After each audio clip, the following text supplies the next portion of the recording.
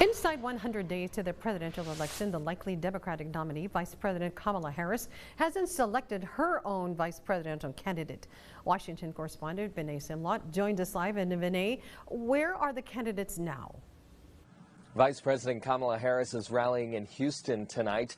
Former President Trump is headed back to Pennsylvania, his first time there since his attempted assassination. But first, he sat down for a discussion on race with the Association of Black Journalists.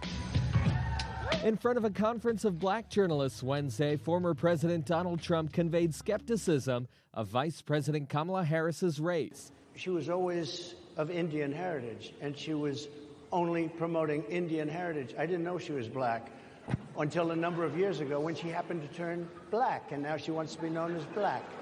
Harris is the daughter of a Jamaican father and an Indian mother. The White House quick to respond. What he just said, what you just read out to me, is repulsive. It's insulting.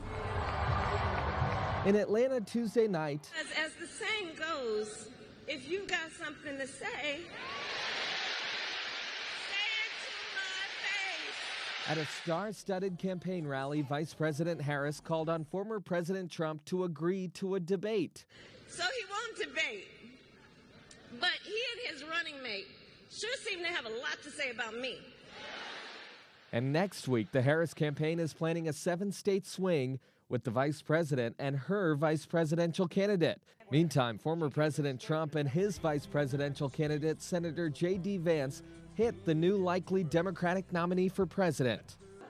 And now Kamala Harris is asking for a promotion, and I think we should say, Kamala Harris, you're fired.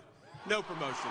Senator Vance is also on the campaign trail tonight. The Republican vice presidential candidate is in Arizona.